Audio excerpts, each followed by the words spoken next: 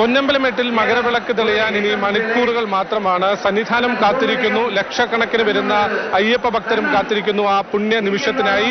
ഇന്ന് 1000-അല്ല 10,000-അല്ല ലക്ഷക്കണക്കിന് ഭക്തരാണ് സന്നിധാനത്ത് തമ്പടിച്ചിരിക്കുന്നത്. നാളെ ആ മകരവിളക്ക് തെളിയുന്നതും കാത്ത് രാവിലെ മുതൽ തന്നെ പമ്പയിൽ നിന്നും ഭക്തരുടെ ഒരു ഒഴുക്കായിരുന്നു. നല്ല തിരക്ക് തന്നെ ഇന്ന് മകരവിളക്കിന്റെ തലേ ദിവസമായി ഇന്ന് അനുഭവപ്പെട്ടു. സ്വാമി എവിടെ നിന്നാണ്? മഞ്ചേശ്വരം, സംഗടി, കാസർഗോഡ്. മകരവിളക്ക് കണ്ടു മാത്രമേ പോകുന്നുള്ളൂ? മകരവിളക്ക് കാണാൻ വേണ്ടി വന്നാണ്?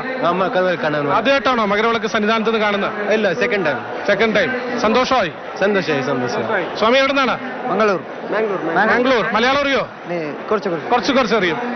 സ്വാമിയെ ശരണമയ്യപ്പ. ഇന്ന് ഇവിടെ മകരവിളക്ക് ദർശനത്തിനായി വന്ന് കാത്തിരുന്ന് നാളെ മകരവിളക്കൊക്കെ കണ്ട് സന്തോഷത്തോടെ മടങ്ങാം അല്ലേ?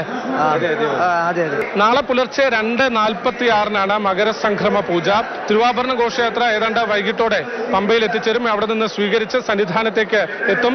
സന്നിധാനത്തെത്തിയാൽ തിരുവാഭരണം ചാർത്തി, അയ്യപ്പന് തിരുവാഭരണം ചാർത്തി ദീപാരാധന. തൊട്ടു പിന്നാലെ തന്നെ പൊന്നമ്പലമേട്ടിൽ മകരജ്യോതി തെളിയും. നാളെ സന്നിധാനത്തേക്ക് എത്തുന്ന ഭക്തരുടെ ശ്രദ്ധയിലേക്കായി രാവിലെ 9 മണി മുതൽ നിലയ്ക്കലിൽ നിയന്ത്രണമുണ്ട്. ഭക്തരെ 9 മണിക്ക് ശേഷം നിലയ്ക്കലിൽ നിന്ന് കയറ്റിവിടില്ല. പമ്പയിലും നിയന്ത്രണം ഉണ്ടാവും. 10:30-ക്ക് ശേഷം ഭക്തരെ കയറ്റിവിടില്ല. മകരജ്യോതി ദർശനത്തിന് ശേഷം തിരിച്ചിറങ്ങുന്ന ഭക്തർക്കും ക്രമീകരണങ്ങൾ ഏർപ്പെടുത്തിയിട്ടുണ്ട്.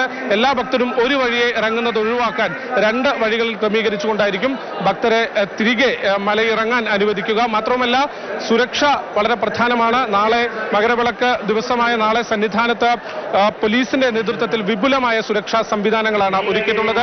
ദേവസ്വം വകുപ്പിന്റെ നേതൃത്വത്തിൽ ഭക്തർക്ക് വിവിധയിടങ്ങളിൽ കുടിവെള്ളം ഉൾപ്പെടെയുള്ള സൗകര്യങ്ങളും ഏർപ്പെടുത്തിയിട്ടുണ്ട്. അക്ഷരാർത്ഥത്തിൽ സന്നിധാനം മകരവിളക്ക് ദർശനത്തിനായി തയ്യാറായി കഴിഞ്ഞു.